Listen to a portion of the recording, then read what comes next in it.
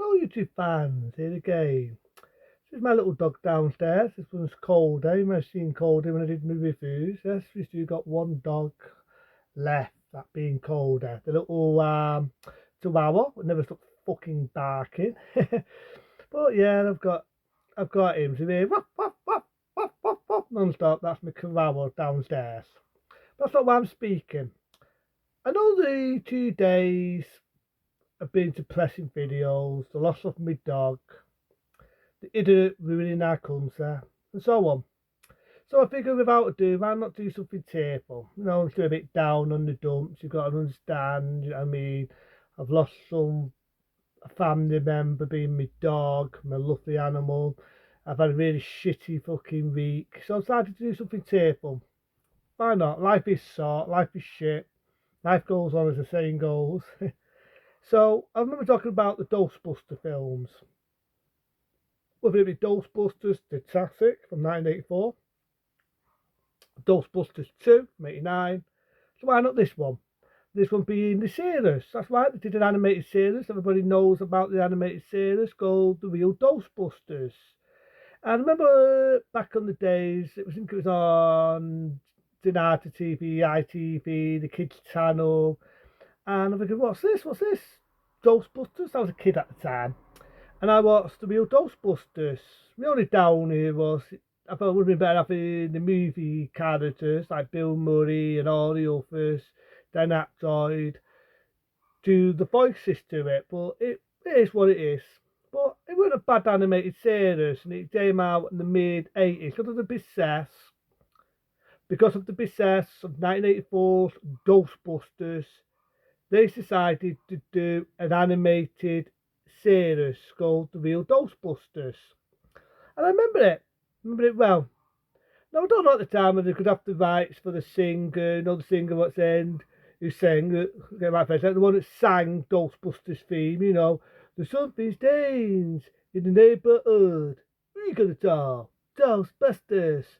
That singer, whether they have the rights, but they've got the song, but they have somebody else singing it. And I gotta admit, the one that's singing it's a bit weak. I don't believe no ghosts. Well, it's not bad compared to the rap version, what they used in Ghostbusters 2. I think it's bearable. Now, this is my only issue when I did Ghostbusters 2. In the animated series, we all remember Slimer from the original, the one where Bill Murray says, "It slimed me." That becomes a character in the animated series. And I always felt, wouldn't it have been good that Ghostbusters 2 added that on how Slimer got to become a character? I thought that would have been more interesting, but it never was. It was the taste. But that Slimer, the little fucking slimy dose, that became a character in the animated series, The Real Ghostbusters. So say you got people doing different voices and different monologues. But I actually remember the animated series. Like I say, it came out in 1986, and then could be right, could be one. It ended in the late 90s. So it went on some days. So I remember the first one. It was to do with these toy shops. They come alive, these toys, at midnight, and they start attacking people. I do remember they had some taxi songs in it. This was like a proper 80s animated series. They had all these 80s sort of songs playing in the background. You had the Ghostbusters with the laser gun, slapping ghosties. And that's like that. I mean, so the first one to do these toys, to come alive. And I've got to admit, for an animated cartoon series, it was pretty ballsy. There was some episodes I thought this is a cartoon. They was fucking staring me, and I was a kid, and they were staring me. There was more staring from the shit that going on in movies today. And this was an animated TV series for kids.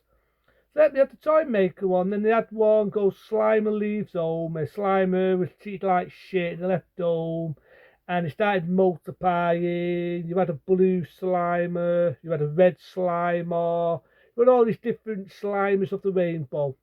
I sort of like that one. That was started an interesting one. I always remember that animated series. And those who had the receptionist, we all remember in Ghostbusters 1 and 2. A lot of people said to test up Peter Sartre for an animated series, but I always looked at that character being like that. You know what I mean? It was a fucking 80s. Come on, girls dressed up with sort of mini skirts on and sort of blouses. I'm not being urbanistic. That was the fashion of the 80s. Get over it. So when they got to the late 90s, they had to put a bit more clothing on, so it wasn't very befitting for an animated series.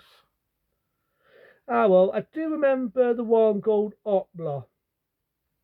And it was these two spirits, and they come alive, and they were like Oplus, and they had to fight them. My favourite one, my really, really favourite one was a Christmas special they did. I'm not making this shit up, they did a Christmas special where Ebenezer 2s was going to get ordered by three doses, and they had to save the universe, so the Ghostbusters pretend to be the dose of Christmas past.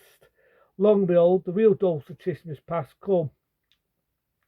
And they say, yeah, but we're just standing in to the other dolls come. And I always loved that. I like little tuts in it. And I do remember there was one where the father comes into it, one of the Ghostbusters. I was like that episode. There's lots of good animated episodes. You know what I mean? It was a TV show, so they could only fit in what they could fit in. It was an animated series, so they couldn't use any of the folder language that was using the 84 one. They had to keep it kiddie friendly. But saying that, like I keep repeating myself, I felt this was ballsy. I felt this was ballsy for an animated series. That's a noisy truck. I actually thought it was ballsy for an animated series, taking another classic film.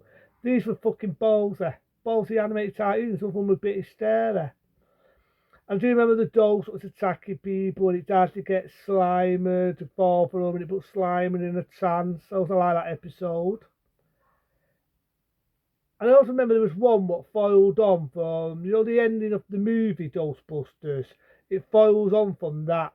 I was like that one. I like the one where there was one and it could take over electricity and the Ghostbusters had to outsmart it. And I always remember the ending. The ending of the real Ghostbusters is iconic. You go, who are you going to tell? Ghostbusters.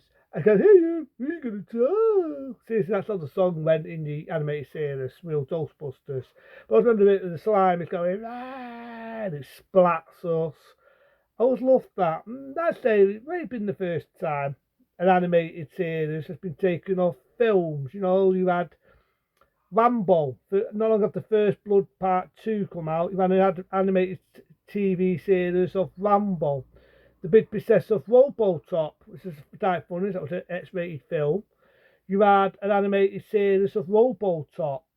So it's to have an animated series of Ghostbusters. Now I think at the time they're going to have the right to call it Ghostbusters, copyright, which I think was funny because, it's done by Cumberland Pictures.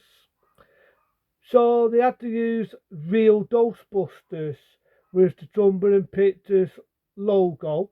They had to use the name The Real Ghostbusters. So you always get that and it shines at you, the Real Ghostbusters and all that. And I also like The Real Ghostbusters. Like I said, I keep repeating the same line, for an animated cartoon series.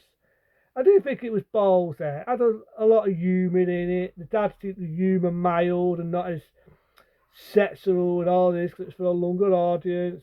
I get it.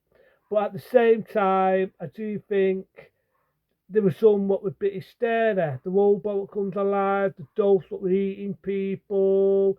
You had this dose that was dressed up like a magician. I do remember one where they went into a house and it was just by this evil dose pretending to be an old woman and she accesses the Ghostbusters house, pretending to be an old woman, and it's an evil ghost. And you have this house, and they had to eat the Ghostbusters, and they had to get out. That always scared the shit out of me. So yeah, the real Ghostbusters, there's a lot of good episodes. And it's like I said, it come out in 1986, 2 years after the big success of Ghostbusters. And it went on for a number of years to the 90s, and then it went bye-bye. So yeah, I did the real Ghostbusters. To me, it was just the same. We didn't use that maybe for that, but we all know Bill Murray was being a dick.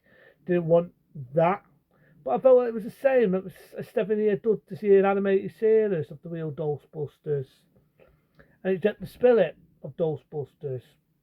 But into them, be smart, be safe. I'm going to give it ratings. Not really, it's an animated cartoon series. If you can find it, it's a good one to go for. You know, I mean, if you're not a lover of those fuckers, I mean, the remake with the women, the only one I ever liked was the adult version, different story. But if you can ever find the real Ghostbusters, do remember they were originally on YouTube and some of them were on Daily Emulsion. If they've not been removed, there might be still from some of them up there. If not, they'll be somewhere on DVD, somewhere. I know they're very hard to get hold of. They're like the fucking out of the coffin nowadays. But if you can ever find the real Ghostbusters, I would say check it out. It's damn good. It's an animated series. But into them, be smart, be safe. See you later.